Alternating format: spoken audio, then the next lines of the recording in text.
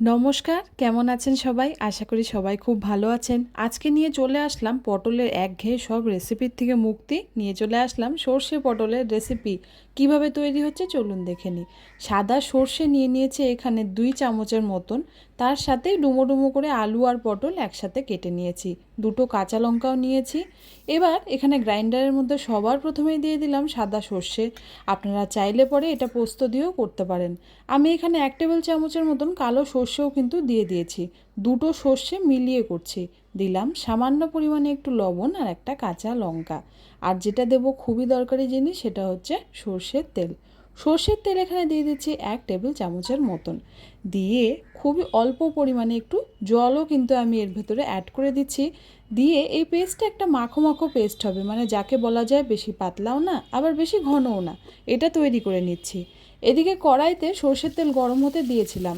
তেলটা খুব বেশি গরম করব না, সামান্য একটু উষ্ণ গরম হলে এর মধ্যে লবণ দিয়ে দিলাম 1 চামচের মতন, মানে একদমই ছোট 1 চামচের মতন, আর তার সাথে হাফ টিস্পুনের মতন হলুদ গুঁড়ো দিয়ে আলু আর পটলটাকে একসাথে দিয়ে দিচ্ছি।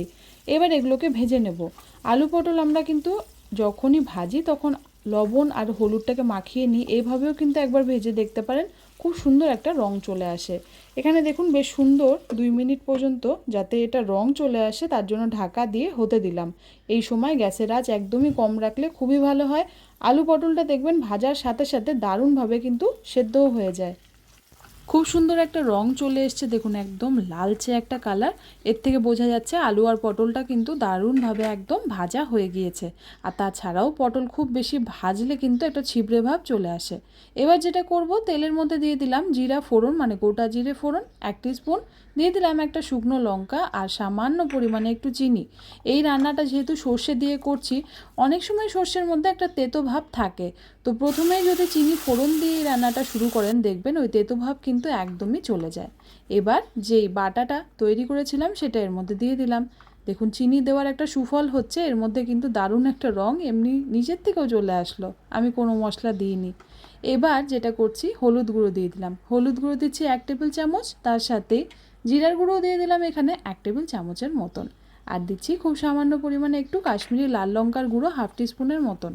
মশলাগুলোকে এবার খুব ভালো করে আমরা মিলিয়ে নিচ্ছি। মিলিয়ে নিয়ে সবার প্রথম কাজ যেটা করতে হবে, মশলাগুলোকে খুব ভালো করে কষিয়ে নিতে হবে। দেখুন বেশ সুন্দর কিন্তু একটা রং চলে এসছে, তবে এখনই এটাকে আমরা কিছু করছি না। 2 মিনিটের জন্য ঢাকা দিয়ে এটাকে হতে দেব। জাস্ট দুর্দান্ত একটা রং চলে এসছে, তেলও কিন্তু সাইড থেকে দেখুন ছেড়ে দিয়েছে, বোঝাই যাচ্ছে এই মশলাটা যথেষ্ট কষে গিয়েছে। এবার যেটা করব, পরিমাণ অনুযায়ী এর মধ্যে জল দিতে হবে। তবে বলে রাখি, এর মধ্যে এখনই কিন্তু আমি বেশি জল দিচ্ছি না, ভীষণই সামান্য একটু জল দিচ্ছি যাতে নিচ থেকে মশলাটা লেগে না যায়। এবার যেটা করব, এই জলটা মানে এই জলটা দেওয়ার পরে একটু ফুটিয়ে নিতে হবে। 3 থেকে 4 মিনিটের জন্য মিডিয়াম আঁচে একটু ফুটিয়ে নিলে খুব সুন্দর স্বাদ চলে আসে।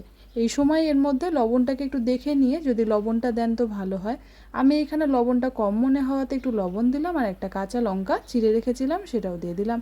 এবার যেটা করব, এর মধ্যে ভেজে রাখা আলু আর পটলটাকে দিয়ে দিচ্ছি, দিয়ে মেলানো শুরু করলাম। যত সুন্দরভাবে আলু পটলটা সর্ষের সাথে কষতে থাকবে ততই কিন্তু সর্ষের স্বাদ এর মধ্যে আসতে বাধ্য। খুব ভালোভাবে এটাকে মিলিয়ে নিতে হবে, এই যা মানে একটু সময়ের কাজ আর কি। ভালো করে মিলিয়ে নিয়ে তারপর দেখবেন রঙটাও সুন্দর আসবে আর আলু পটলের যে টেস্টটা সেটাও দারুণ আসে। তবে আমার মতে এটাকে ঢাকা দিয়ে করা ভালো। 3 থেকে 4 মিনিটের জন্য ঢাকা দিয়ে দিলে এর মধ্যে কিন্তু এমনিতেও পটলের স্বাদ খুব ভালো চলে আসে। দেখুন সর্ষেটা দারুণভাবে গামাখা হয়ে গিয়েছে, একটু ঘনও হয়েছে। এবার যেটা করব, একটু নাড়াচাড়া করে নিচ্ছি পটল আর সর্ষেটাকে। এবার এর মধ্যে আপনারা যদি চান এরকমভাবেই নামিয়ে নিতে পারেন। অনেকেই কিন্তু পটলের খুব গামাখা তরকারি খেতে ভালোবাসেন, অনেকে পটল পোস্তও কিন্তু এভাবে রান্না করে থাকেন। আর যদি মনে করেন যে এটা খুবই বেশি ঘন হয়ে যাচ্ছে, তবে কিন্তু এখনই এর মধ্যে একটু জল মিলিয়ে দিতে হবে, সেটা অবশ্যই আপনার পছন্দ অনুযায়ী। তবে একটা কথা জেনে রাখুন, সর্ষে পটল কিন্তু খুব বেশি পাতলা হলে খেতে ভালো লাগে না। এবার জলটা দেওয়ার পর এভাবে ফুটিয়ে নেব। আমি এখানে 1 টেবিল চামচের মতন ঘি দিয়ে দিলাম। যদি ঘি দিয়ে কোনো অসুবিধা না থাকে তবে অ্যাড করে দিতে পারেন। আমি এখানে 2 মিনিটের জন্য আবারও ঘিটা দিয়ে ফুটিয়ে দিচ্ছি। আর একটা টিপস দিয়ে রাখি, ঘিটা দিয়েই কিন্তু ঢাকনাটা চাপিয়ে দিতে হবে, ঘিয়ের গন্ধটা যেন এর মধ্যে বসতে পারে। আর ঢাকনাটা না দিলে ঘিয়ের গন্ধটা উড়ে যায়, তারপর কিন্তু সেরকমভাবে এটার স্বাদ আসে না।